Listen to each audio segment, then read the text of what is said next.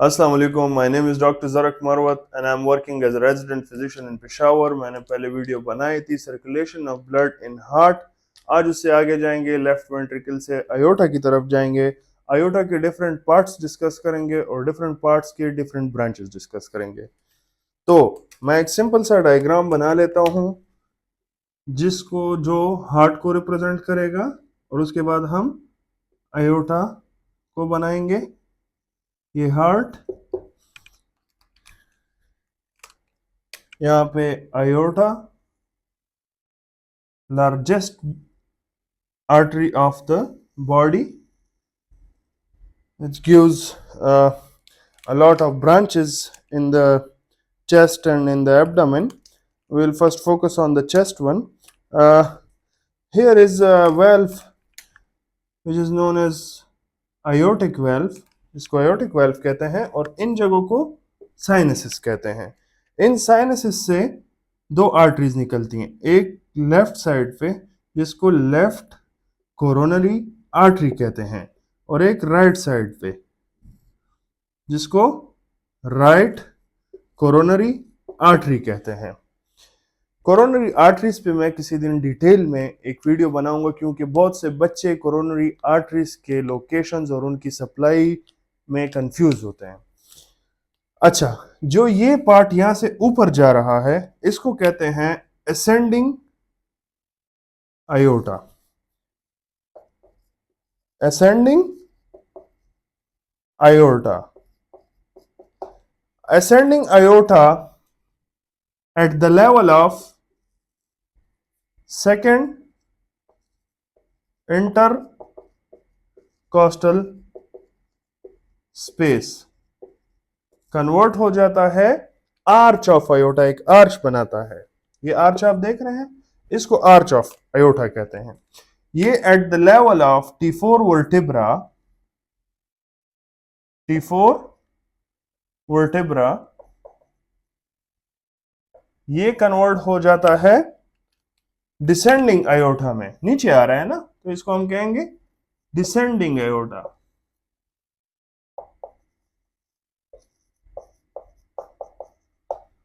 और ये arch of iota, arch of iota. अच्छा, अब यहां पे कुछ एमसीक्यूज मैं आपको बताना चाहता हूं।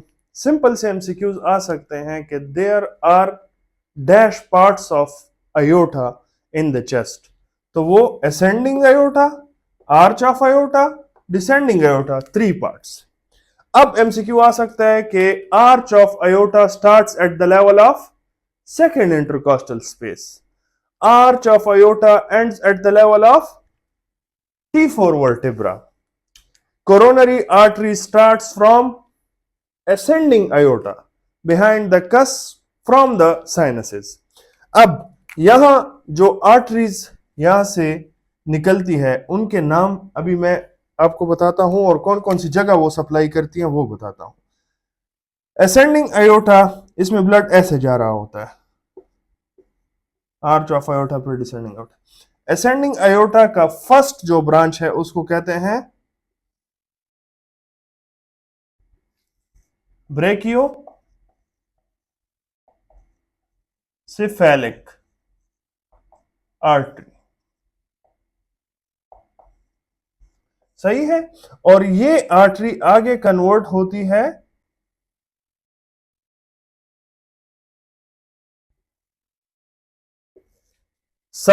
राइट सब क्लेवियन आर्टरी, और ये ऊपर जाती है और इसको कहते हैं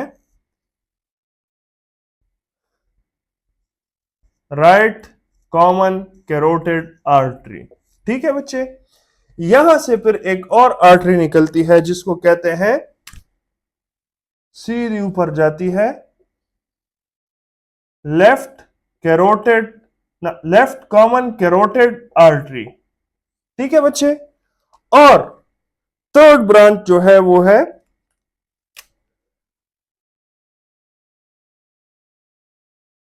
लेफ्ट सबक्लेवियन आर्टरी। अब मैं आपको बताता हूं कि राइट सबक्लेवियन आर्टरी क्या सप्लाई करती है, राइट कॉमन कैरोटिड आर्टरी क्या सप्लाई करती है, लेफ्ट कॉमन कैरोटिड आर्टरी क्या सप्लाई करती है, और लेफ्ट सबक्लेवियन आर्टरी। अब सिंपल सी बात है, इस आर्टरी को देखे इस तरफ जा रही है तो ये right subclavian artery right upper limb को मेजर ब्लड सप्लाई करती है, और ये इस साइड पे ऊपर जा रही है इस तरह तो ये राइट साइड के नेक और हेड को सप्लाई करती है। ये है लेफ्ट कॉमन कैरोटिड आर्टरी, ये लेफ्ट साइड के नेक और हेड को सप्लाई करती है। ये है लेफ्ट सबक्लेवियन आर्टरी, ये लेफ्ट अपर लिम्ब को सप्लाई करती है। 1 2 3 4 MCQs. Right upper limb right subclavian artery, left upper limb left subclavian artery, right neck and head right common carotid artery, left neck and head left common carotid artery. यहां तक clear हो गया। ये 4 MCQs, ये 2 MCQs मैंने आपको बता दिए। इसके बाद है descending iota. Descending iota starts at the level of T4 vertebra and descending iota ends at the level of T12 vertebra. अब ये हो गया इस वीडियो का पार्ट 1, जिसमें मैंने असेंडिंग और आर्च ऑफ आयोटा आपको बता दिया। पार्ट 2 में मैं आपको डिसेंडिंग आयोटा के थोरैक्स में कौन कौन सी ब्रांचेस है, और फिर इसके नीचे होता है एब्डोमिनल आयोटा, एब्डोमिनल आयोटा। तो थर्ड पार्ट में मैं आपके साथ एब्डोमिनल आयोटा डिस्कस करूंगा। अगर मेरी वीडियोस की आपको समझ आ रही है, आपको कोई टॉपिक में मसला है, तो काइंडली मुझे कमेंट सेक्शन में जरूर बताएं कि मैं उसमें आपकी हेल्प कर सकूं, आपके लिए लेक्चर प्रिपेयर कर सकूं। और अगर आप ये वीडियो देख रहे हैं तो इस चैनल को मस्ट लाइक करें, शेयर करें, सब्सक्राइब करें। अल्लाह हाफिज।